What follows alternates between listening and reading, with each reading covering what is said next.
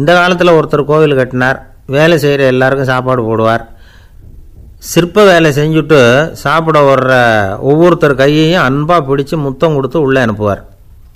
அந்த கைகளுக்கு நீங்கள் கொடுக்குற மரியாதையாது அப்படின்னு கேட்டாங்க. அது இல்லைங்க, ஏற்கனவே முதல் பந்தியில் சாப்பிட வந்தவன் மறுபடியும் வர்றானான்னு கண்டுபிடிக்கிறதுக்காக கையை பிடிச்சி மோந்து பார்க்குறேன் அப்படின்னாராம் அவர். ஒரு ஆள் ராமகிருஷ்ணரை தேடி வந்தான். அவன் கையில் 1000 பொற்காசுகள் வச்சுருந்தான். அதை அவர்கிட்ட கொடுத்து இதை ஏற்றுக்கணும் அப்படின்னு ரொம்ப பணிவாக கேட்டுக்கிட்டான்.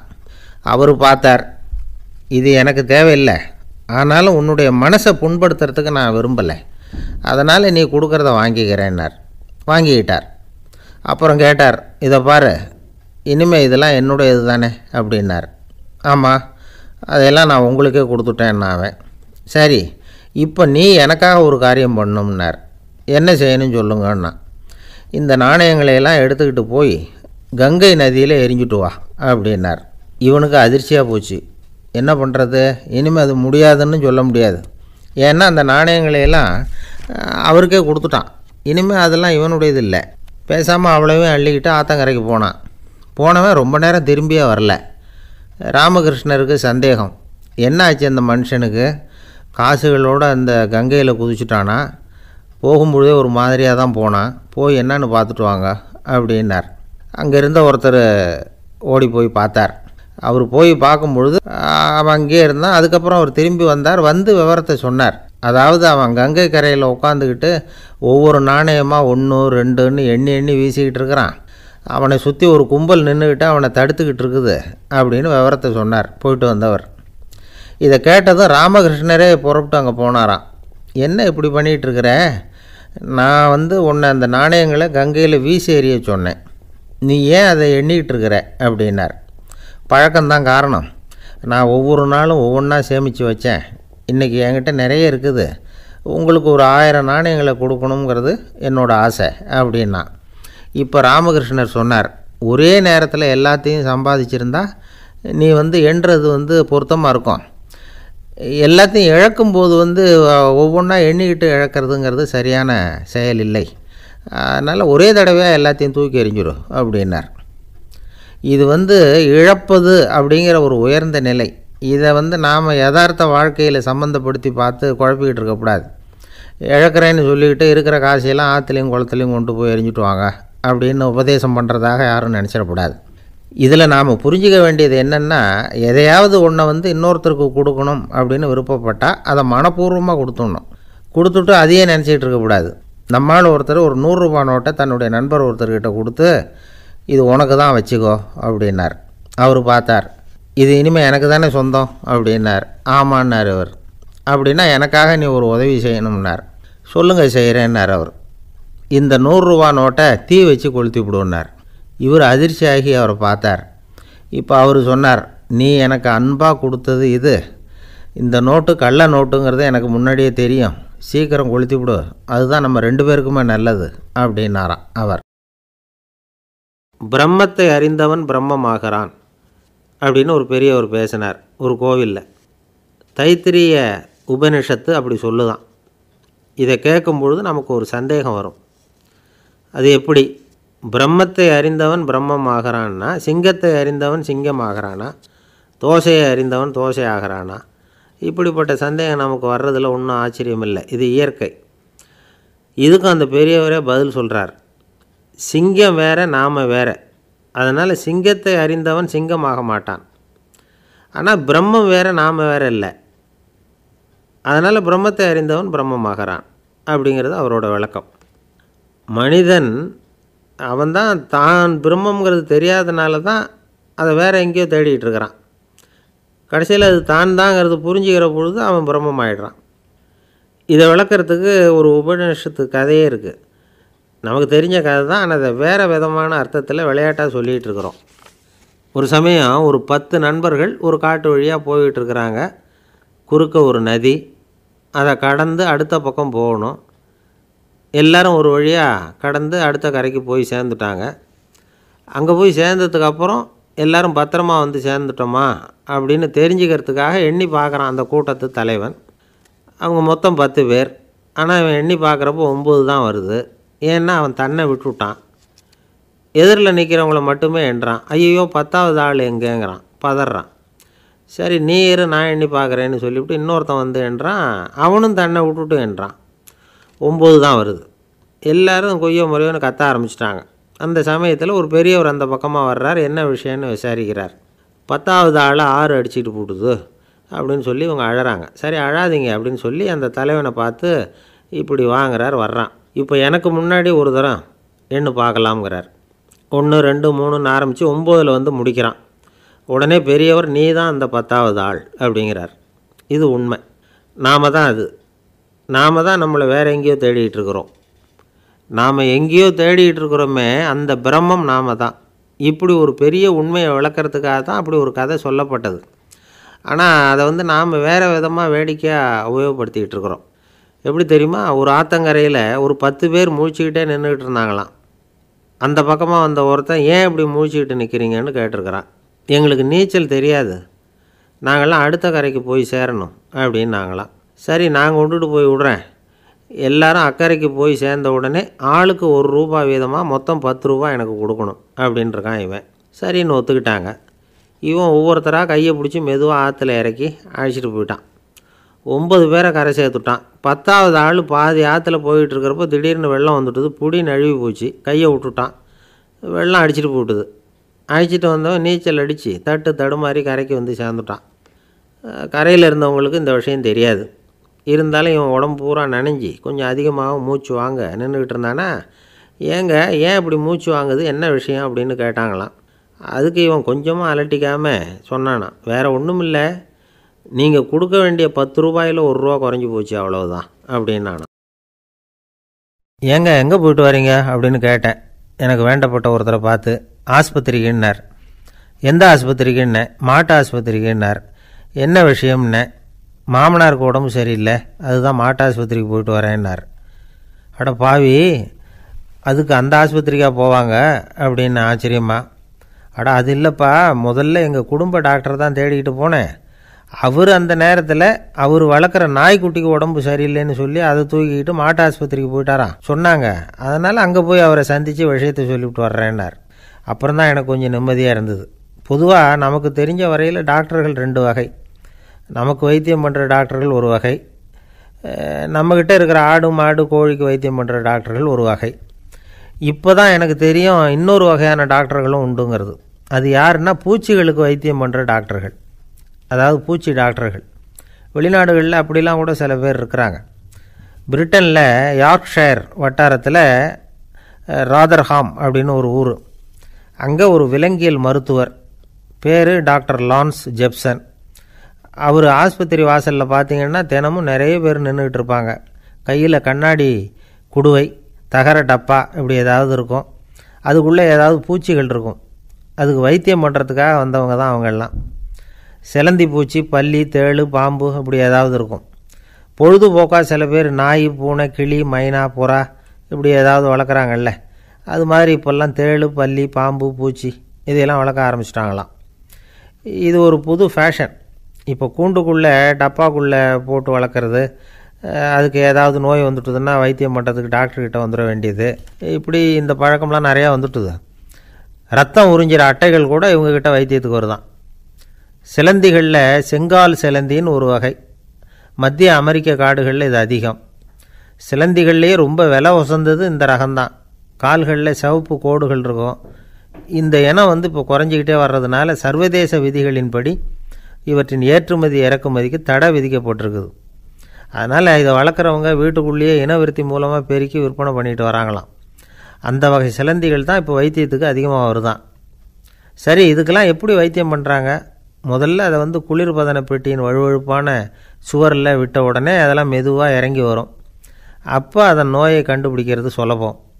அப்புறம் அதுக்கு கிருமிகளை கொல்லக்கூடிய மருந்துகளையோ வலி நிவாரண மருந்துகளையோ கொடுப்பாங்க. கால் உடைஞ்ச சிலந்திகளுக்கு பசையை கொண்டு ஆப்ரேஷன் பண்ணுவாங்க. சில சிலந்திகளுக்கு உடைஞ்ச காலை எடுத்துட்டா புதிய கால் வளர்ந்துடும். சிலந்திகளை மனிதர்கள் கையில் எடுக்கிறப்போ அது பயந்து போய் கீழே குதிக்குது. அதனால் கால் உடஞ்சி விடுது, இல்லைன்னா வயிறு சேதமடையுது. அந்த நிலைமையில் வர்ற சிலந்திகளுக்கு மயக்க மருந்து கொடுத்து ஆப்ரேஷன்லாம் கூட பண்ணுறாங்களாம். பார்த்தீங்களா பூச்சிகளுக்கு வந்த வாழ்வை? நம்ம ஊர்லேயும் வீடுகளில் பூச்சிகள் வளர்க்குறது உண்டு. ஒருத்தர் வந்தார், எனக்கு 3000 கரப்பாம்பூச்சி அவசரமாக தேவைப்படுது, எங்கே கிடைக்கும்னு கேட்டார். கரப்பாம்பூச்சியா, அது என்னத்துக்குன்னு கேட்டோம். அது வேறு ஒன்றும் இல்லை, நான் குடியிருக்கிற வாடகை வீட்டை காலி பண்ண போகிறேன். வீட்டு சொந்தக்காரர் என்ன சொல்கிறாருன்னா, இந்த வீட்டுக்கு நான் குடி வந்தப்போ எப்படி இருந்ததோ அதே நிலைமையில் விட்டுட்டு போகணும்னு வீட்டுக்காரர் சொல்லியிருக்கிறார், அதனால தான் கேட்டேன் அப்படின்னார். ஒரு தந்தை தன்னோட பிள்ளைய ரொம்ப தைரியசாலியாக வளர்க்கணும்னு ஆசைப்பட்டார். அதுக்காக அவனை கூப்பிட்டு உட்கார வச்சு இப்படி உபதேசம் பண்ணார். இதை பாருப்பா, நான் உன்னாட்டம் இருக்கிறப்போலாம் எதுக்கும் பயப்பட மாட்டேன், ரொம்ப துணிச்சலாக இருப்பேன். ஒரு நாள் ஒரு அப்பாவி எலியை ஒரு பூனை துரத்திட்டு ஓடிச்சு. நான் உடனே என்ன செஞ்சேன் தெரியுமா? அந்த பூனையை பிடிச்சேன், அது வாலில் ஒரு பட்டாசு சரத்தை கட்டினேன், கொளுத்தி விட்டேன், படபடன்னு வெடிக்க ஆரம்பிச்சுட்டுது. அது துள்ளிக்கிட்டு அங்கேயும் இங்கேயும் ஓடி இருக்கு பாரு ஓட்டம், ரொம்ப தமாஷு அப்படின்னார் அப்பா. இப்படி சொல்லிவிட்டு பையனை பார்த்து, இதை கேட்குறதுக்கு உனக்கும் துணிச்சல் வருதா, நான் என்னுடைய செயலை நீ கேட்குறப்போ உனக்கு துணிச்சல் வருதா அப்படின்னு கேட்டார். வருதுன்னா பையன். எப்படின்னா அப்படிங்கிற விவரத்தையும் சொன்னான் அவன். அதாவது எலியை விரட்டினத்துக்காக பூனை வாலில் பட்டாசு கொளுத்துனீங்க நீங்கள், பூனையை விரட்டினத்துக்காக உங்கள் கழுத்தில் பட்டாசு சரத்தை மாட்டினா என்னென்னு தோணுது எனக்கு அப்படின்னு நான் பையன். பையனோட துணிச்சல் அப்பாவே நடுங்க வச்சுட்டுது. அது சரி, ஒரு அப்பா பிள்ளைக்கு இப்படியா உபதேசம் பண்ணுறது? எல்லாருக்கிட்டையும் அன்பாக பழகிறது எப்படி அப்படின்னு சொல்லி கொடுக்கணும். பிஞ்சு உள்ளங்களில் நஞ்சை தூவலாமா?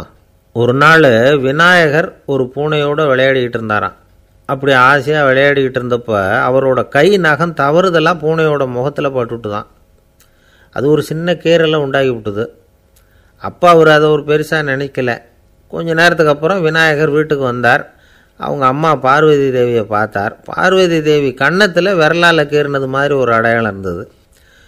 விநாயகருக்கு அதிர்ச்சி, ஆச்சரியம். நம்ம அம்மா இந்த உலகத்துக்கே தாயார், அப்பேற்பட்ட அவங்க முகத்திலேயே கீறலை உண்டாக்கக்கூடியவங்க யாராக இருக்க முடியும் அப்படின்னு யோசனை பண்ணார். தாயே, உன்னுடைய கன்னத்தில் இந்த வடு எப்படிம்மா ஏற்பட்டதுன்னு கேட்டார். குழந்தாய், இது நீ செஞ்ச காரியம்தான்ப்பா, உன்னுடைய கை நகம் கீறினதுனால ஏற்பட்ட வடு தான் இது அப்படின்னாங்க அவங்க. விநாயகர் திடுக்கிட்டு போட்டார். எப்படிம்மா அது? நான் எந்த காலத்துலேயும் ஒன்று அப்படி கீறினதாக எனக்கு நினைவு இல்லையே அப்படின்னார். இன்னைக்கு காலையில் ஒரு பூனையை கீறினதை நீ மறந்துட்டியா அப்படின்னாங்க அந்த அம்மா. விநாயகர் திகைச்சு போய் நின்னார். பார்வதி தேவி சொன்னாங்க, இதை பார்ப்பா, இந்த உலகத்தில் இருக்கக்கூடிய எல்லா உயிர்கள்லேயும் நான் இருக்கிறேன், நான் தான் இந்த உலகமாக ஆகியிருக்கிறேன். ஆகையினால நீ யாரை துன்புறுத்தினாலும் அது உண்மையிலேயே என்ன துன்புறுத்தினதாக தான் முடியும் அப்படின்னாங்க. விநாயகர் மனசுக்குள்ளே ஒரு வெளிச்சம் ஏற்பட்டு தான். அதுக்கப்புறம் அவர் யாரையுமே கல்யாணம் பண்ணிக்காததுக்கு அதுதான் காரணமாக. இந்த உலகத்தில் எல்லாரையும், இங்கே இருக்கிற எல்லாத்தையும் தாயின் வடிவமாக அவர் பார்க்க ஆரம்பிச்சிட்டாராம். குருதேவர் ராமகிருஷ்ணர் இந்த கதையை எடுத்து சொல்லியிருக்கிறார். நபிகள் நாயகம் ஒரு தடவை ஒரு நாற்காலியில் உட்காந்து என்னமோ யோசனை பண்ணிகிட்டு இருந்திருக்கிறார். அப்போ அவரோட உடையில் ஒரு கீழ்ப்பகுதி தரையில் படிஞ்சு கிடந்திருக்குது. அங்கே விளையாடிக்கிட்டு இருந்த ஒரு பூனை அது மேலே படுத்து தூங்கி போச்சு. தொழுகை செய்ய வேண்டிய நேரம் வந்துட்டுது. நபிகள் நாயகம் எழுந்திருக்க பார்த்தார். அப்போ தான் பூனை தன்னோட உடை மேலே படுத்து தூங்கிட்டு இருக்கிறது கண்ணில் படுது. பூனையோட தூக்கத்தை கலைக்க விரும்பல அவர். தன்னுடைய சகோதரியை கூப்பிட்டார், ஒரு கத்திரிக்கோள் எடுத்துகிட்டு வர சொன்னார். பூனை படுத்திருந்த உடைப்பகுதி மட்டும் இருக்குல்ல, அதை மட்டும் அதோட கத்திரிச்சு விட்டுட்டு அதுக்கப்புறம் அவர் எழுந்திரிச்சு தொழுகைக்கு போனாராம். அதாவது பிற உயிர்கள்கிட்ட எப்படி அன்பு காட்டணுங்கிறத பெரியவங்க எவ்வளவோ விதத்தில் நமக்கு எடுத்து காட்டியிருக்கிறாங்க. இருந்தாலும் எத்தனை பேர் மனசில் அதெல்லாம் உரைச்சிருக்குது? நாமளும் நம்ம ட்ரெஸ்ஸு மேலே ஒரு பூனை படுத்திருந்தா ஒரு கத்திரிக்கோலை தான் தேடுவோம், எடுத்துக்கிட்டு வர சொல்லுவோம். துணியை வெட்டுறதுக்கு பதிலாக இல்லை அதோட வாழை வெட்டினா என்ன அப்படின்னு தோணும். ஒரு ஆள் ரொம்ப பிரியமாக ஒரு பூனையை ஆற்றுல குளிப்பாட்டிக்கிட்டு இருந்தானா. எப்படி? அந்த பூனையை ஆற்று தண்ணியில் அமுக்கி அமுக்கி குளிப்பாட்டிக்கிட்டு இருக்கிறான். அந்த வழியாக போன பெரியவர் ஒருத்தர் இதை பார்த்தார். இதை பார்ப்பா, பூனையை அது மாதிரி ஆற்று தண்ணியில் அமுக்கி குளிப்பாட்டாத, மூச்சு திணறி செத்து போடும் அப்படின்னு அட்வைஸ் பண்ணார். நீ போய் அவன் வேலையை பார்த்துக்கிட்டு, எனக்கு எல்லாம் தெரியும்னா இவன். சரின்னு அவர் போயிட்டார். கொஞ்ச நேரம் கழித்து அவரே அந்த வழியாக திரும்பி வந்துக்கிட்டு இருந்தார். ஆற்றுல பூனையை குளிப்பாட்டிக்கிட்டு இருந்தவன் அழுதுகிட்டு உட்காந்துருக்கிறான். பக்கத்தில் அந்த பூனை செத்து கிடக்குது. இதை பார்த்தார் பெரியவர். நான் தான் அப்போவே சொன்னேனே அந்த பூனையை ஆற்றுல நினைக்காதேன்னு, அதை கேட்டிருந்தா இப்படி ஆயிருக்குமா அப்படின்னார். அந்த ஆள் கோபமாக இவரை முறைச்சி பார்த்தான். அட போய்யா, இந்த பூனை ஆற்றுல குளித்ததுனால ஒன்றும் செத்து போகல, குளித்ததுக்கப்புறம் அதோட உடம்பு ஈரமாக இருக்குதுன்னு அதை புழிஞ்சேன், அதனால தான் இப்படி ஆயிட்டுது அப்படின்னு நானா. உலகத்தில் எது எதுக்கும் ஆராய்ச்சி கூடங்கள் இருக்குதுல்ல, அது மாதிரி தூக்கத்தை பற்றி ஆராய்ச்சி பண்ணுறதுக்கு ஒரு ஆராய்ச்சி கூடம் இருக்குது. அப்படி ஆராய்ச்சி பண்ணணும்னா அதுக்கு மூழ்கிக்கிட்டு இருக்கணும்ல. அதனால தான் அந்த ஆராய்ச்சி கூடம் இங்கே இல்லை, அமெரிக்காவில் பாஸ்டன் பல்கலைக்கழக மருத்துவமனையில் அது இருக்குது. அங்கே தூக்கத்தை பற்றி பலவிதமான ஆராய்ச்சிகள் பண்ணிகிட்டு இருக்கிறாங்க. அந்த ஆராய்ச்சி கூடத்தில் இயக்குனராக இருக்கிற ஒரு நிபுணர், அவர் என்ன சொல்கிறார் தெரியுமா? உங்களுக்கு தூக்கம் வரலையா, நீங்கள் நல்லா தூங்கிறதுக்கு தாராளமாக சில யோசனைகளை என்னால் சொல்ல முடியும் அப்படிங்கிறார். யோசனை தானே, காசா பணமாக கேட்டு வச்சுக்கலாமே. உணவு, மனநிலை, தூங்கும் இடத்தோட சூழ்நிலை, படுக்கைக்கு செல்கிறப்போ உள்ள பழக்க வழக்கங்கள், இது காரணமாக ஒருத்தருக்கு தூக்கம் வராமல் போகலாம். தூக்கம் வராததுக்கு இதுதான் காரணம்னா அதையெல்லாம் சுலபமாக கட்டுப்படுத்தலாங்கிறார் அவர். தூக்கத்தை வரவழைக்கக்கூடிய ஒரு நல்ல மருந்து உடற்பயிற்சி. ஆனால் ஒன்று, படுக்க போகிற நேரத்தில் இது மாதிரி உடற்பயிற்சிகள் எல்லாம் செய்யக்கூடாது. கொஞ்சம் முன்னாடி பகல்லையே இந்த பயிற்சிகளை செய்கிறது நல்லது. தூக்கம் வராமல் அவதிப்படுறவங்க பிற்பகல் நேரங்களில் காஃபி, டீ இது மாதிரி பானங்களை சாப்பிடக்கூடாது. மது அருந்துறது கூட தூக்கத்தை பாதிக்கும். வெது வெதுப்பான நீரில் குளிக்கிறது, தியானத்தில் ஈடுபடுறது, ஓய்வாக இருக்கிறது, படுக்கிறது, அதாவது படுக்கிறதுக்கு முன்னாடி ஒரு குவளை பால் சாப்பிட்றது, இதெல்லாம் தூக்கத்தை வரவழைக்கிறது ரொம்ப உதவியாக இருக்கும். இன்னொரு விஷயம் என்னென்னா, தூங்கி ஆகணுமேங்கிற கவலை வேண்டியதில்லை. அப்படி நினச்சி கவலைப்படுறதை விட்டுடணும்.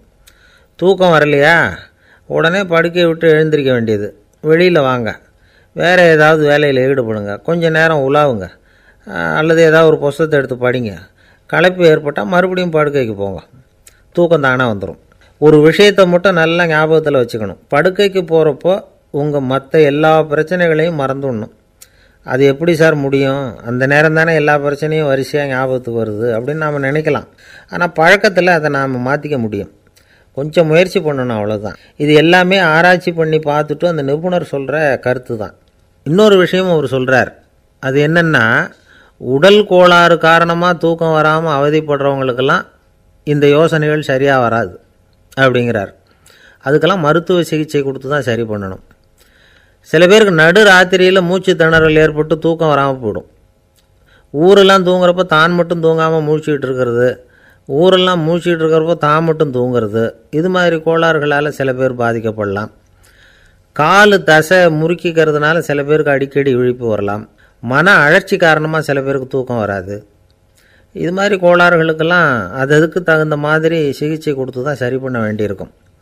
எந்த கோளாறும் இல்லாமல் தூக்கம் வரலைன்னா ஆரம்பத்தில் சொன்ன முறைகளை கடைப்பிடிச்சு பார்க்கலாம். தூக்கம் வந்ததுன்னா யோசனை சொன்ன அந்த நிபுணருக்கு நன்றி சொல்லலாம். ஒருத்தர், ஏன் சார் பஸ்ஸில் தூங்குறது கெட்ட பழக்கமானு கேட்டார். இல்லையே, நான் கூட பஸ்ஸில் போகிறப்போ தூங்கிட்டு தானே போவேன் அப்படின்னார் இன்னொருத்தர். அப்புறம் ஏன் என்ன டிரைவர் வேலை வேணாம்னு வீட்டுக்கு அனுப்பி வச்சுட்டாங்க அப்படின்னாராம் அவர். ஒரு காலத்தில் பிரஷ்யா அப்படின்னு ஒரு தேசம் இருந்தது. இப்போ ஜெர்மனி இருக்குல்ல, இதோட பெரும்பகுதி ஒரு காலத்தில் பிரஷ்யாங்கிற பேரில் இருந்தது. அப்போ அதுக்கு அரசராக இருந்தவர் மகா ஃப்ரெடரிக், அதாவது ஃப்ரெடரிக் தி கிரேட் அப்படின்னு சொல்லுவாங்க. அந்த ராஜாவுக்கு ஒரு சந்தேகம். நாம் பல வகையான வரிகளை விதித்து வசூல் பண்ணுறோம், அப்படி பண்ணி வருமானம் குறைஞ்சிக்கிட்டே போகுதே, இதுக்கு என்ன காரணமாக இருக்கும்? இதுதான் அவருக்கு ஏற்பட்ட சந்தேகம். ஒரு சமயம் அந்த அரசர் தம்முடைய அமைச்சர்களையும் பிரபுக்களையும் தளபதிகளையும் கூப்பிட்டு ஒரு விருந்து வச்சார். விருந்து முடிஞ்சதும் அவங்கள பார்த்து இந்த சந்தேகத்தை கேட்டார். வரிகள் அதிகமாக விதித்து வருமானம் குறையறதுக்கு என்ன காரணம் அப்படின்னு கேட்டார். பல பேருக்கு இதுக்கு சரியாக பதில் சொல்ல தெரியல. அனுபவசாலியான ஒரு தளபதி எழுந்திரிச்சார். அரசே, அது எப்படிங்கிறத இப்போ உங்களுக்கு காட்டுறேன்னார். உடனே ஒரு பெரிய பனிக்கட்டி ஒன்றை தன்னுடைய கையில் எடுத்தார். அதை அப்படியும் எப்படியும் திருப்பி பார்த்தார். அப்புறம் அடுத்தவர்கிட்ட கொடுத்தார். அவரும் அதை அப்படியும் இப்படியும் திருப்பி பார்த்துட்டு அடுத்தபடியாக இருந்தவர்கிட்ட கொடுத்தார். இப்படியே இதை ஒவ்வொருத்தராக பார்த்துட்டு ஒவ்வொரு கையாக மாறி கடைசியில் மன்னர் கைக்கு போய் சேர்ந்தது. மன்னர் கைக்கு அந்த பனிக்கட்டி போய் சேர்ந்தப்போ அது கொஞ்சம் கொஞ்சமாக உருகி ஒரு பட்டாணி கடலை சைஸுக்கு ஆகிட்டுது. மன்னர் யோசனை பண்ணார், வரி அதிகமாக போட்டாலும் வந்து சேர்றது குறைவாக இருக்கிறதுக்கு என்ன காரணம் அப்படிங்கிறது அவருக்கு புரிஞ்சு போச்சு. காலம்தான் மாறிக்கிட்டு இருக்கே தவிர இந்த கையூட்டு வாங்குகிற பழக்கம் மாறினதாக தெரியல. இன்னொரு ராஜா இருந்தார். அவர் தன்னுடைய ராஜாங்கத்தில் லஞ்ச ஊழலே சுத்தமாக இருக்கக்கூடாது அப்படின்னு நினச்சார். அவர்கிட்ட பல்வேறு துறைகளுக்கும் பொறுப்பாக இருந்த பல பேரும் ரொம்ப சுத்தமாகவும் நேர்மையாகவும் இருந்தாங்க. ஒரே ஒருத்தர் மட்டும் எல்லார்கிட்டையும் லஞ்சம் வாங்கிட்டே இருந்தார். அவரை வேறு வேறு துறைகளுக்கு மாற்றி பார்த்தாரு. அந்த ராஜா என்னென்னமோ பண்ணி பார்க்குறாரு. எந்த வேலையை கொடுத்தாலும் அதுலேயும் லஞ்சம் வாங்குறதுக்கு ஒரு வழியை உண்டு பண்ணிக்குவார் அந்த ஆள். ராஜாவுக்கு இது ஒரு பெரிய தலைவலியாக போட்டுது. இவர் என்ன பண்ணுறது, இவருக்கு என்ன வேலையை கொடுக்கறது, கொஞ்சம் கூட லஞ்சம் வாங்கிறதுக்கு சான்ஸே இல்லாத ஒரு வேலையை கொடுக்கணும் அப்படின்னு திட்டம் போட்டார். ஒரு நாள் அவருக்கு அந்த உத்தரவும் போட்டுட்டார். அதாவது அவருக்கு என்ன வேலைன்னா, கடற்கரையில் தான் அவருக்கு ஆஃபீஸ். அங்கேயே இருந்துக்க வேண்டியது. தினமும் எத்தனை கடல் அலை கரையில் வந்து மோதுது அப்படிங்கிறத கணக்கெடுத்து ராஜாவுக்கு தெரிவிக்க வேண்டியது.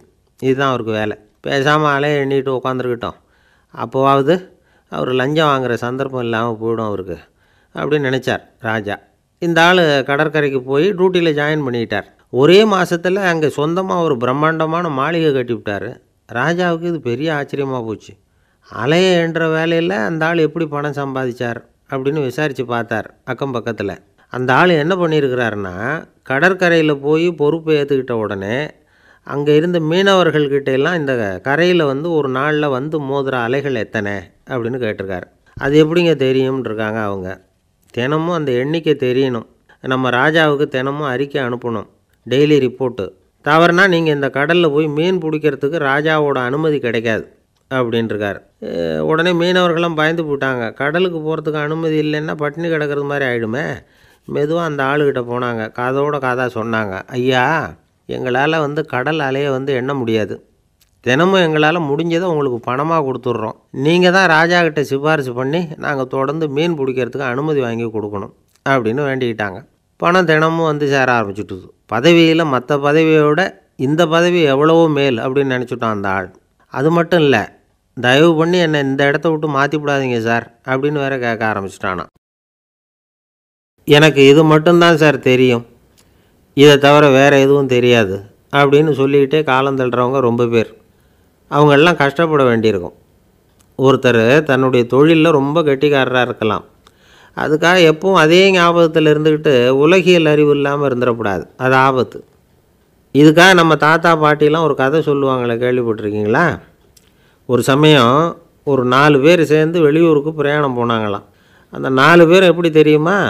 ஒருத்தர் வந்து வேதாந்தி, இன்னொருத்தர் சங்கீத வித்வான், 3வது ஆள் வைத்தியர், 4வது ஆள் ஜோசியர். இவங்க 4 பேரும் நண்பர்கள். அதனால் சேர்ந்து புறப்பட்டாங்க. வழியில் ஒரு ஊரில் தங்கினாங்க. இருட்டி போச்சு. அதனால் இன்றைக்கி ராத்திரி இங்கேயே தங்கி இருந்துட்டு நாளைக்கு புறப்படலாம் அப்படின்னு தீர்மானம் பண்ணாங்க. சாப்பாட்டுக்கு என்ன பண்ணுறது? அங்கேயே கடத்தெருவுக்கு போய் சாமான்லாம் வாங்கியாந்து சமைச்சு சாப்பிட்லாம்னு முடிவு பண்ணாங்க. 4 பேர் இருக்கிறதுனால ஆளுக்கு ஒரு காரியமாக செய்யலாம் அப்படின்னு வேலையை பிரிச்சுக்கிட்டாங்க. வைத்தியர் வந்து கரிகாய் வாங்க போனார், வேதாந்தி வந்து எண்ணெய் வாங்க போனார், ஜோசியர் வந்து பலசரக்கு வாங்க போனார், சங்கீத வித்வானுக்கு சமைக்கிற வேலை. எல்லாம் சரி, ஆனால் நடந்தது என்ன தெரியுமா? கடைத்தெருவுக்கு காய்கறி வாங்க போனார்ல வைத்தியர், அங்கே போய் மார்க்கெட்டில் பார்த்தார். ஒவ்வொரு கரிகாயாக எடுத்து பார்த்தார். இது பித்தம், உடம்புக்கு ஒத்துக்காது, இது வாயு, உடம்புக்கு ஒத்துக்காது அப்படின்னு ஒவ்வொன்றா தள்ளினார். கடைசியில் ஒன்றுமே தேரல, வெறுங்கையோடு திரும்பி வந்துக்கிட்டு இருக்கிறார். எண்ணெய் வாங்க போனார் வேதாந்தி, அவர் ஒரு தொன்னையில் எண்ணெயை வாங்கினார். பேசாமல் அதை எடுத்துகிட்டு வர வேண்டியது தானே, முடியல. அவருடைய வேதாந்த மூளை சிந்திக்க ஆரம்பிச்சுட்டுது. இந்த தொன்னைக்கு எண்ணெய் ஆதாரமா அல்லது எண்ணெய்க்கு தொன்னை ஆதாரமா அப்படிங்கிற ஆராய்ச்சியில் இறங்கினார். என்னாச்சு தெரியுமா? அப்படி கவுத்து பார்த்தார். வாங்கின எண்ணெய் பூராவையும் வழியில் கொட்டிவிட்டு வெறும் தொன்னையோடு வந்து சேர்ந்தார். பலசரக்கு வாங்க போனார் ஜோசியர், அவர் ஒரு வழியில் பார்த்தாரு. வழியில் வந்தவங்களெல்லாம் அங்கங்கே ஒரு மரத்தடியில் உட்கார வச்சு அவங்களுக்கெல்லாம் ஆர்வம் சொல்ல ஆரம்பிச்சிட்டார். அப்படி ஒவ்வொருத்தராக சொல்லி முடிச்சுட்டு கடத்தருக்கு போய் சேர்ந்தார். இவர் அங்கே போய் சேர்றதுக்குள்ளே ரொம்ப நேரம் ஆகிட்டுது. கடையெல்லாம் பூட்டிவிட்டு போயிட்டாங்க. என்ன செய்கிறது? அவரும் வெறுங்கையோடு திரும்பி வந்து சேர்ந்தார். சரி, இவங்க கதை தான் இப்படி ஆச்சு. அங்கே சமைக்கிறதுக்காக உட்காந்துருந்தார் சங்கீத வித்வான், அவர் கதை என்னாச்சு தெரியுமா? அங்கே அவர் அடுப்பை பற்ற வச்சு ஒலையை கொதிக்க வச்சார். அதாவது ஒரு பானையில் தண்ணியை ஊற்றி அடுப்பில் வச்சார். அது கொதிக்க ஆரம்பிச்சிது. தண்ணி கொதிக்கிற சத்தம் இருக்குதுல்ல, அது இவருக்கு தாளம் போடுறது மாதிரி இருந்தது. ஒரே குஷி, பாட ஆரம்பிச்சிட்டார். பாடிக்கிட்டே உற்சாகமாக கையில் இருந்த கரண்டியால் அந்த பானையில் தட்டினார், தாளம் போடுறதா நினச்சிக்கிட்டு. அவ்வளவுதான், பானை பட்டுன்னு உடஞ்சி போச்சு. தலையில் கையை வச்சுக்கிட்டு அவரும் உட்காந்துட்டார். எந்த தொழில் தெரிஞ்சாலும் சரி, அதை புத்திசாலித்தனமாக பயன்படுத்த தெரியலன்னா ஆபத்து தான். அதுக்காக தான் இந்த கதை. ஒரு பஸ்ஸு டிரைவர் ரொம்ப கெட்டிக்காரர். பஸ்ஸை ரொம்ப திறமையாக ஆபத்து இல்லாமல் ஓட்டினதுக்காக பரிசுலாம் வாங்கினவர். அவரே ஒரு படகு ஓட்டுறதுக்காக அழைச்சிட்டு போயிருக்கிறாங்க, மோட்டார் படகு. அதையும் ரொம்ப திறமையாக தான் ஓட்டிகிட்டு போயிருக்கிறாரு. நடுக்கடலில் போனதும் படகு நின்று போச்சு. மோட்டாரில் ஏதோ கோளாறு. என்ன செய்யலாம் அப்படின்னு அந்த டிரைவரை கேட்டிருக்கிறாங்க படகுல இருந்தவங்கெல்லாம். அப்போ அவர் சொன்னாராம், கவலைப்படாதீங்க, ஒன்றும் பிரச்சனை இல்லை, எல்லோரும் கொஞ்சம் கீழே இறங்கி பின்னாடி தள்ளுங்க, மோட்டார் ஸ்டார்ட் ஆகிடும் அப்படின்னாராம். ஒரு ஊரில் ஒரு இளைஞன் இருந்தான். ஒரு நாள் அவன் ஒரு குருவை தேடிக்கிட்டு புறப்பட்டான். ஊரை விட்டு வெளியில் போனான். போகிற வழியில் ஒரு காடு. அந்த காட்டில் ஒரு மரத்தடியில் ஒரு பெரியவர் உட்காந்துருக்கிறார். அமைதியாக மௌனமாக அவர் அமர்ந்திருக்கிறார். இந்த பெரியவரை விசாரிக்கலாம், குருவை தேடி கண்டுபிடிக்கிறதுக்கு இவர் ஏதாவது ஒரு வழி சொல்லி கொடுப்பார் அப்படின்னு நினச்சிக்கிட்டு அவரை நெருங்கினான். ஐயா, எனக்கு ஒரு குரு தேவை, எங்கே கிடைப்பார், அவரை எப்படி அடையாளம் கண்டுபிடிக்கிறது, அதை பற்றி ஏதாவது விவரம் சொன்னீங்கன்னா நான் கண்டுபிடிச்சிக்குவேன் அப்படின்ட்டுருக்கான். பெரியவர் நிமிர்ந்து பார்த்தார். தம்பி, அது ரொம்ப சுலபம். அவர் வயசானவராக இருப்பார், என்னை விட சுமார் 30 வயசு அதிகமாக இருக்கும். அவர் ஒரு மரத்தடியில் தான் உட்காந்துருப்பார் அப்படின்ட்டுருக்கான். சரிங்க பெரியவரே, அது என்ன மாதிரியான மரம், எப்படி இருக்கும் அப்படின்னு கேட்டிருக்கான். பெரியவர் அந்த விவரங்களையும் சொல்லியிருக்கிறாரு. அது மட்டும் இல்லை, சந்திக்கிற நாள், நேரம், வினாடி முதற்கொண்டு எல்லா விவரங்களையும் துல்லியமாக சொன்னாராம். இவ்வளவு விவரங்களை இவரால் எப்படி சொல்ல முடியுது அப்படின்னு இவனுக்கு ஆச்சரியம். இருந்தாலும் அந்த பெரியவர் கடைசியாக ஒரு விவரம் சொன்னார். அது என்ன தெரியுமா, எப்படியும் நீ அவரை சந்திக்கிறதுக்கு ஒரு 30 வருஷம் ஆகும் அப்படின்னு சொல்லிவிட்டாராம். ரொம்ப நன்றிங்க பெரியவரே அப்படின்னு சொல்லிவிட்டு அந்த இளைஞன் புறப்பட்டுருக்கான். இப்போ அவனுக்கு குரு பற்றின விவரம் எல்லாம் கிடச்சிட்டுது, சந்திக்கிற நேரமும் தெரிஞ்சுட்டுது. ஆனால் 30 வருஷம் அவரை தேடி அலைய வேண்டியிருக்குமே. அவன் தேட ஆரம்பித்தான். காடு மலை எல்லாம் சுற்றி அலைஞ்சான். பல வருஷங்கள் தேடினான், அழுத்து போயிட்டான். கடைசியில் அவனுக்கும் வயசாகிட்டுது. கடைசியில் தன்னுடைய சொந்த ஊருக்கே திரும்பி போய்கிட்டு இருந்தான். அங்கே ஒரு மரத்தடியில் அவன் தேடிக்கிட்டு இருந்த குருநாதர் கிடைச்சார். யார் அவருன்னா, 30 வருஷத்துக்கு முன்னாடி வழி சொல்லி கொடுத்தாருல அதே பெரியவர். அவருக்கு இப்போ 30 வயசு அதிகமாக இருந்தது. அதே மரம். அன்னைக்கு பெரியவர் சொன்ன அடையாளம் இப்போ பொருத்தமாக இருந்தது. இப்போ அந்த பெரியவர் சொன்னார், சரியாக வந்து சேர்ந்துட்டேன், வா, உனக்காக தான் நான் இவ்வளவு காலமும் காத்துக்கிட்டு இருந்தேன் அப்படின்னாராம். என்ன சொல்கிறீங்கன்றிருக்கான். 30 வருஷத்துக்கு முன்னாடி என்கிட்ட வந்தியே, அப்போவே என் காலம் வந்து முடிஞ்சு போயிருந்தது. அப்போவே என்ன உனக்கு அடையாளம் தெரியல, அதனால் இவ்வளவு காலம் உனக்காக காத்துட்ருக்கும்படி ஆகிட்டுது அப்படின்னாராம். ஐயா, அப்போவே நீங்கள் சொல்லியிருக்கலாமே, இதுதான் 30 வருஷம் கழித்து நீ சந்திக்க போகிற இடம், நான் தான் உன்னுடைய குரு அப்படின்னு சொல்லியிருக்கலாமே அப்படின்ட்டுருக்கான். அந்த பெரியவர் சிரிச்சுக்கிட்டே இதுக்கு பதில் சொன்னாராம். நான் எவ்வளவோ விவரமாக தான் சொன்னேன், நீ சரியாக புரிஞ்சிக்கல. காரணம், அப்போது நீ போதுமான அளவுக்கு பக்குவம் பெற்றிருக்கவில்லை, அதனால் புரியும் சக்தி இல்லாமல் போயிட்டுதப்போ 30 ஆண்டு காலம் நீ அலைஞ்சி தெரிஞ்சிருக்கிற. அது காரணமாக இப்போ உனக்கு அந்த பக்குவம் வந்துட்டுது, அதனால தான் அடையாளம் காண முடிஞ்சுது, நானே உன்னுடைய குரு அப்படின்னாராம். இதிலேருந்து என்ன தெரியுதுன்னா, ஆன்மீகத்தில் மாணவனாக சேர்றதுக்கு கூட ஒரு பக்குவத்தன்மை தேவைப்படுது. ஒரு பெரிய ஞானி, அவர்கிட்ட சீடனாக இருக்க ஒருத்தன் வந்தான், எதிரில் நின்னான். ஞானி அவனை வெகு நேரம் உற்று பார்த்தார். அப்புறம் சொன்னார், சீடனாக இருக்கிறது ரொம்ப சிரமம்னார். நான் தயாராக இருக்கிறேன்னா.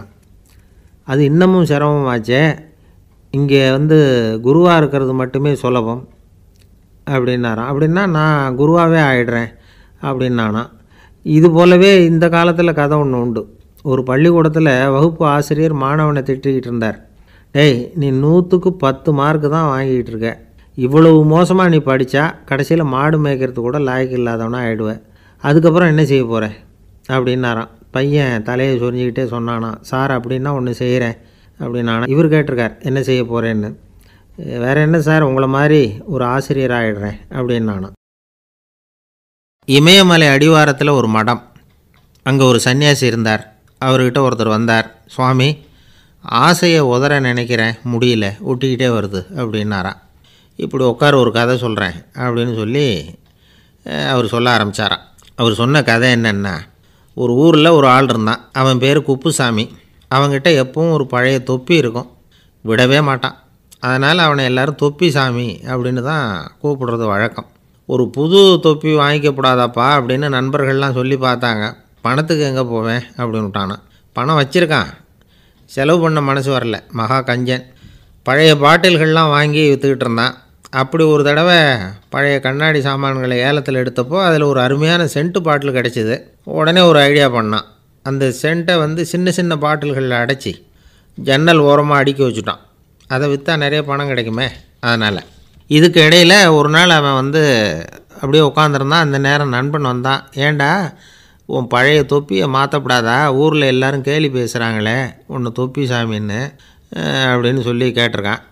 இந்த சென்ட்டு பாட்டில் விற்றதும் பணம் வரும், அதுக்கப்புறம் பார்க்கலாம் அப்படின்னு நானா இவன். சரி வா நீச்சல் குளத்துக்கு போயிட்டு வருவோம் அப்படின்னு கூப்பிட்ருக்கான் நண்பன். 2 பேரும் போனாங்க. அதே நேரம் அந்த ஊர் நீதிபதியும் அங்கே குளிக்க வந்தாராம். அவர்கிட்ட இருந்தது விலை வசந்த ஒரு புது தொப்பி. அதை அங்கே இருந்த ஸ்டாண்டில் மாட்டிவிட்டு குளிக்க போனார். இதுக்கிடையில் குப்புசாமி குளிச்சுட்டு வந்தான். அவனுடைய பழைய தொப்பியை காணலை. அந்த புது தொப்பியை பார்த்தா இது நண்பனுடைய வேலை தான் அப்படிங்கிறதாக புரிஞ்சுக்கிட்டு அதை எடுத்து மாட்டிகிட்டு வந்துட்டான்.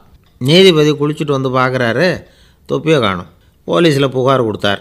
அவங்க வந்து தேடினாங்க. ஒரு மூலையில் பழைய தொப்பி கிடச்சிது. அடடா இது நம்ம குப்புசாமியோட தொப்பி இல்லையா அப்படின்னு நானா ஒருத்தன். உடனே அவன் வீட்டுக்கு தேடிட்டு போயிருக்காங்க. அங்கே போய் பார்த்தா புது தொப்பி அங்கே இருக்குது. உடனே அவனுக்கு 1000 ரூபா அபராதம் போட்டாங்களாம். அவன் பணத்தை கட்டிவிட்டு ரொம்ப எரிச்சலோடு வீட்டுக்கு வந்தான். பழைய தொப்பி கண்ணில் பட்டுது. மறுபடியும் உன்னால் தானே எனக்கு 1000 ரூபா நஷ்டம் அப்படின்னு சொல்லி அதை எடுத்துக்கிட்டு அப்படி போயிருக்கான். அந்த ஊர் குளத்தில் வீசி எரிஞ்சிட்டு வந்துட்டான். அது மீன் பிடிக்கிற ஒருத்தன் கையில் சிக்கிச்சு. அவன் வர்ற வழியில் அதை எடுத்து வேகமாக வீசி எறிஞ்சான். அது நேராக குப்புசாமி வீட்டு ஜன்னல் வழியாக உள்ளே வந்து இந்த சென்ட்டு பாட்டில்கள் மேலே விழுந்து எல்லாம் உடஞ்சி நொறுங்கி போச்சு. குப்புசாமி பார்த்தான். தோட்டத்தில் ஆழமாக ஒரு குழியை வெட்டினான். அந்த தொப்பியை போட்டான், மூடிவிட்டான். இதை அடுத்த வீட்டுக்காரன் பார்த்தான். ஏதோ புதையல் தான் வச்சுருக்கான் போல இருக்குன்னு நினச்சான். போலீஸில் போய் புகார் கொடுத்துட்டான். மறுபடியும் போலீஸ் குழியை தோண்டினாங்க. பழைய தொப்பி மறுபடியும் வெளியில் வந்தது. எல்லோரும் சிரிக்கிறாங்க. அன்னைக்கு ராத்திரியே அந்த தொப்பியை எடுத்துக்கிட்டு நேராக புறப்பட்டான். ஒரு கல்லில் அதை சேர்த்து கட்டி குடிநீர் தொட்டி இருக்கும்ல அதில் போட்டுட்டு வந்துட்டான். இனிமேல் என்ன பண்ணும் பார்ப்போன்னு. ஒரு நாள் திடீர்னு குழாயெல்லாம் அடைப்பட்டு போச்சு. மாநகராட்சி அலுவலர்கள் வந்து என்னன்னு பார்த்தா அந்த பழைய தொப்பி குழாயை அடைச்சிக்கிட்டு இருக்குது. இது குப்புசாமியோட தொப்பிங்கிறது தான் எல்லாருக்கும் தெரியுமே. உடனே குடிநீரை வந்து பாழாக்கணத்துக்காக குப்புசாமிக்கு கோர்ட்டு 2500 ரூபா அபராதம் போட்டுவிட்டுது. அதையும் கட்டிவிட்டு வெளில வந்தான். கடைசியாக முடிவு பண்ணான். ஒரு நெருப்பு குச்சியை கிழிச்சான். தொப்பியை கொளுத்தினான். எரிஞ்சுது. எடுத்து வெளில எரிஞ்சான். கொஞ்ச நேரத்தில் தீ அணைப்பு படம் வந்துட்டுது. ஆமாம், இவன் எடுத்து எரிஞ்சது வெளியில் விழுந்து வீட்டு கூரையே பற்றிக்கிட்டு எரிய ஆரம்பிச்சுட்டுது. அவனோட பணத்தாசையும் அதோடு சேர்ந்து எரிஞ்சு போச்சான். இப்படி ஒரு கதை. இந்த கதையை சொல்லி முடித்தார் அந்த இமயமலை அடிவாரத்தில் இருந்த சன்னியாசி. இப்போ அந்த குப்புசாமி எங்கே இருக்கிறான்னு கேட்டார் எதிரில் இருந்தவர். இதோ உன் எதிரிலே இருக்கிறான், நான் தான் அந்த குப்புசாமி அப்படின்னாரான் அந்த சன்னியாசி. அந்த குப்புசாமிகிட்ட இருந்தது மாதிரி ஒரு பழைய தொப்பி நம்ம ஒவ்வொருத்தர்கிட்டையும் உண்டு. அதை எப்படி தொலைக்கிறதுன்னு தெரியாமல் தடுமாறிக்கிட்டு இருக்கிறோம். அது என்ன தொப்பிங்கிறீங்களா? அதுதான் நம்மை சூழ்ந்திருக்கிற மாயை அப்படிங்கிறார் சுவாமி சின்மயானந்தர். மெய்ஞானம் கிடைக்கிறப்போ மாயை வந்து எரிஞ்சு போகும் அப்படிங்கிறது அவருடைய கருத்து. நம்மால் ஒருத்தர் வேகமாக ஓடி வந்தார். காலில் மாட்டியிருந்த பழைய செருப்பு 2ஐயும் ஆவேசமாக தூக்கி ஒரு கிணத்துல போட்டுட்டு வெறுங்காலோடு நடந்து வந்துக்கிட்டு இருக்கிறார். ஏன் அப்படி பண்ணீங்க அப்படின்னு கேட்டோம். அந்த செருப்புக்கு சொந்தக்காரன் வந்து பின்னாடி வந்துக்கிட்டு இருக்கிறான், அதனால் அப்படி பண்ணேன் அப்படிங்கிறார் இவர். காசியில் இருக்கிற கடவுள் காசி விஸ்வநாதர், அங்கே இருக்கிற தேவி காசி விசாலாட்சி. இவங்க 2 பேரும் ஒரு நாள் பேசிக்கிட்டு இருந்தப்போ கடவுள் சொன்னார், இந்த மனிதர்களை நாம் ரொம்பவும் நம்பிக்கையோடு தான் படைச்சிருக்கிறோம், இருந்தாலும் அவங்களுக்கு தான் நம்பிக்கை இல்லை, எதுலேயும் ஒரு உண்மையான நம்பிக்கை இல்லாமல் வாழ்ந்துக்கிட்டு இருக்கிறாங்க அப்படின்னார். என்ன அப்படி சொல்கிறீங்க? அதை பாருங்கள், எவ்வளவு பேர் காசியை தேடிட்டு வந்து கங்கையில் குளிச்சுக்கிட்டு இருக்கிறாங்க, அவங்களெலாம் நம்பிக்கை இல்லைன்னா இவ்வளவு தூரம் தேடிட்டு வந்து இங்கே குளிப்பாங்களா அப்படின்னு நாங்கள் தேவி. சரி, அதை சோதித்து பார்க்கலாம் அப்படின்னு 2 பேரும் முடிவு பண்ணிக்கிட்டாங்க. உடனே ஒரு திட்டம் போட்டாங்க. அது எப்படின்னா, நாம் 2 பேருமே பக்தர்கள் மாதிரி உருவத்தை மாற்றிக்கிட்டு கங்கை கரைக்கு போக வேண்டியது. நான் வந்து கங்கையில் இறங்கி குளிக்கிறேன். கொஞ்ச நேரத்தில் சுழலில் மாட்டிக்கிட்டது மாதிரி நடிக்கிறேன். நீ உடனே கரையிலிருந்து சத்தம் போடும், என்னோடய வீட்டுக்காரரை யாராவது காப்பாற்றுங்களேன்னு சத்தம் போடும். அதோடு இன்னொன்று சொல்லு, யாராவது ஒரு புண்ணிய ஆத்மா அவர்கிட்ட போய் அவருடைய முடியை பிடிச்சி இழுக்கணும், அப்படி ஒரு சாபம் இருக்குது எங்களுக்கு. புண்ணிய ஆத்மா அதாவது எந்த பாவமும் செய்யாத இல்லாத ஒருத்தர் தான் அவரை காப்பாற்ற முடியும். அப்படிப்பட்டவங்க யாராவது வெள்ளத்தில் குதித்து என்னுடைய கணவரை காப்பாற்றுங்கோ அப்படின்னு நீ சத்தம் போடு, கூச்சல் போடு, என்ன நடக்குதுன்னு பார்க்கலாம் அப்படின்னார் கடவுள். சரின்னு சொல்லி 2 பேருமா சாதாரண பக்தர்கள் மாதிரி கங்கை கரைக்கு வந்து சேர்ந்தாங்க. அவர் இறங்கி குளித்தார். திட்டம் போட்டது மாதிரியே சுழலில் மாட்டிக்கிட்டது மாதிரி கத்துனார்.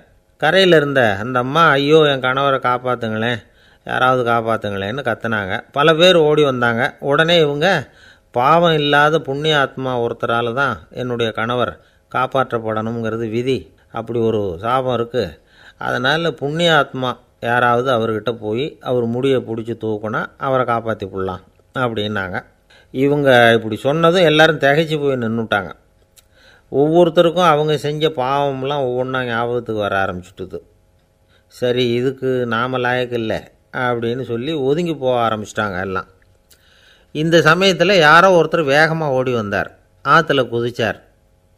அவர்கிட்ட போனார், முடியை பிடிச்சார், தூக்குனார், அவரை காப்பாற்றி கரைக்கு கொண்டுட்டு வந்துட்டார்.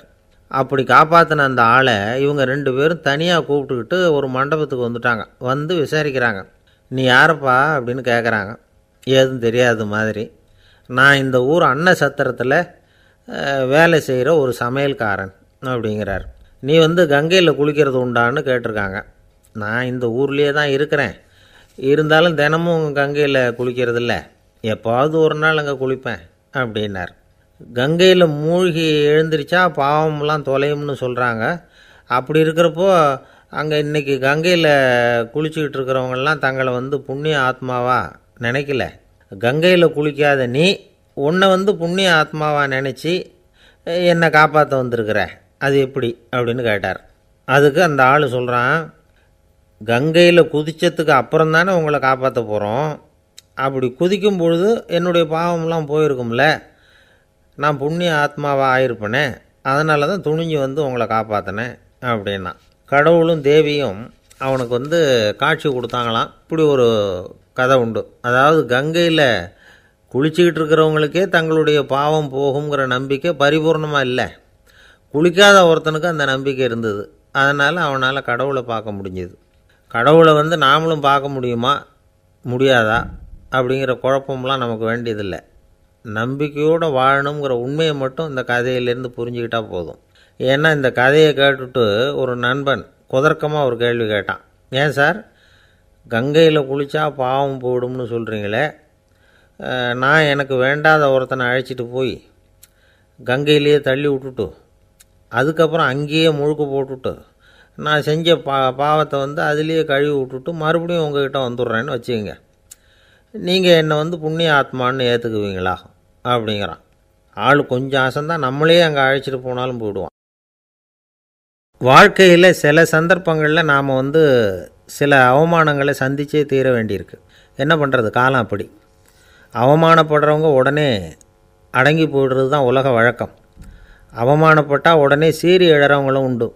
ஆனால் அதையே ஒரு சவாலாக எடுத்துக்கிட்டு முன்னுக்கு வர்றவங்களும் சில பேர் இருக்கிறாங்க. அவங்க ரொம்ப அபூர்வம். இன்றைக்கி மனோதத்துவ நிபுணர்கள்லாம் என்ன சொல்கிறாங்க தெரியுமா? அவமானப்பட்டுட்டா உடனே அடங்கி போயிடக்கூடாதான், அதையே ஒரு சவாலாக எடுத்துக்கிட்டு மனசில் ஒரு வைராக்கியத்தோடு முயற்சி பண்ணினா வாழ்க்கையில் எல்லாரும் முன்னேறலாமா. அவமானங்கிறத நாம் வந்து வைராக்கியமாக மாற்றிக்கணும். அதுதான் வெற்றிக்கு வழி. ராமர் வந்து இந்த பூமியில் பிறந்ததே ஒரு வைராக்கியத்தினால தான் சார் அப்படின்னார் ஒருத்தர். எப்படிங்க அது அப்படின்னு கேட்டேன். அவர் சொன்னார், தசரதருக்கு ராமர் வந்து குழந்தையாக வந்து பிறக்கணும், அப்போ தான் இங்கே இருக்கிற கஷ்டங்கள்லாம் நீங்கும் அப்படின்னு சர்வ லோகமும் எதிர்பார்த்துக்கிட்டு இருக்குது. ஆனால் அவர் எப்போ வந்து பிறப்பார் அப்படின்னு யாருக்கும் தெரியல. அந்த காரியம் சீக்கிரம் நடக்கணுமே, அதுக்கு என்ன பண்ணுறது? நாரதர் வந்தார் ஒரு நாள் தசரதரை தேடி. தசரதா, உனக்கு ஒரு செய்தி தெரியுமான்னு ஆரம்பித்தார். அவர் எப்பவும் இப்படித்தானே ஆரம்பிக்கிறது வழக்கம். என்ன விஷயம்னு கேட்டார் தசரதர். தசரதா, நீ அடிக்கடி உன்னோட தேரில் ஏறிக்கிட்டு தேவலோகத்துக்கு போகிற, அங்கே போகிற வர்ற எல்லாம் பண்ணிகிட்ருக்க, எல்லாம் சரி. தேவலோகத்துலேயும் உன்னை நல்லபடியாக தான் வரவேற்கிறாங்க. தேவேந்திரன் உன்னை பிரியமாக அழைச்சிட்டு போய் தன்னுடைய அரியாசனத்திலேயே தனக்கு பக்கத்திலேயே உட்கார வைக்கிறான். நீயும் சந்தோஷமாக உட்காந்து பேசிவிட்டு வந்துடுற. ஆனால் நீ இங்கே வந்ததுக்கு அப்புறம் அங்கே என்ன நடக்குது தெரியுமா உனக்கு அப்படின்னாரான் நாரதர். என்ன நடக்குது எனக்கு ஒன்றும் தெரியலையே அப்படின்னாரான் தசரதர். நாரதர்கிட்ட வந்து கிட்டத்தில் வந்து கேட்டிருக்கார், கொஞ்சம் சொல்லுங்கள் என்னது அப்படின்னு. அவர் நெருங்கி வந்தாராம் நாரதரும். மெதுவாக அவர் காதோட காதாக சொன்னாராம். அதாவது நம்ம பாஷையில் சொல்லப்போனால் பற்ற வைக்கிறார். நீ அங்கே தேவேந்திரங்கிட்ட உட்காந்து பேசிவிட்டு வந்த பிறகு நீ அங்கே உட்காந்துருந்த அரியாசனத்தை தண்ணி ஊற்றி கழுவி சுத்தப்படுத்துகிறாங்க. நீ என்ன அந்த அளவுக்கு சுத்தம் இல்லாத ஆளா, தினம் குளிக்காமையாக இருக்கிற அப்படின்னாராம். தசரதருக்கு இது ரொம்ப அவமானமாக போயிட்டுது. அப்படியே செய்கிறாங்க அப்படின்னாராம். ஆமாம், நீ வேணும்னா நான் சொல்கிறது உண்மையாக இல்லையா அப்படின்னு சோதனை பண்ணி பார்த்துக்கோ அப்படின்னாரான் நாரதர். உடனே தசரதர் இதுக்காகவே புறப்பட்டு தேவலோகம் போனார். அங்கே வழக்கம் போலவே இவரை கூப்பிட்டு உட்கார வச்சு பேசிக்கிட்டு இருந்தான் தேவேந்திரன். கொஞ்ச நேரம் பேசிக்கிட்டு இருந்துட்டு சரி நான் கிளம்புறேன்னு புறப்பட்டார். சரி அவனும் வாசல் வரைக்கும் வந்து வழி அனுப்பி வச்சுட்டு உள்ளே போயிட்டான். தசரதர் வெளியில் கொஞ்சம் நேரம் மறைஞ்சி இருந்துட்டு மெதுவாக உள்ளே எட்டி பார்த்தார் என்ன நடக்குதுன்னு. நாரதர் சொன்னது உண்மை தான். தசரதர் உட்காந்துருந்த ஆசனத்தை அங்கே 2 தேவர்கள் கழுவி சுத்தப்படுத்திக்கிட்டு இருக்கிறாங்க. தசரதரால் இதை தாங்கிக்க முடியல. அவருக்கு ரொம்ப அவமானமாக போச்சு. நேராக கிடுகிடுன்னு தேவேந்திரங்கிட்டே போனார். நான் உட்காந்துருந்த இருக்கையை சுத்தம் பண்ணுறியே, நான் என்ன அந்த அளவுக்கு பாவியா அப்படின்னு கேட்டார். ரொம்ப கோபமாக கேட்டார். தசரதரே, மனுஷனுக்கு 3 கடன்கள் உண்டு. தேவ கடன், ரிஷி கடன், பித்ரு கடன். இதை தீர்க்காதவன் பாவியாகிறான். இதில் மகனை பெறுவதால் தான் பித்ரு கடன் தீரும். உனக்கு மகன் கிடையாது, அதனால் நீ பாவியாகிற. பாவி உட்காந்துருந்த இடம்ங்கிறதுனால அதை சுத்தம் செய்ய வேண்டியது எங்கள் கடமை அப்படின்னு நானாம் தேவேந்திரன்.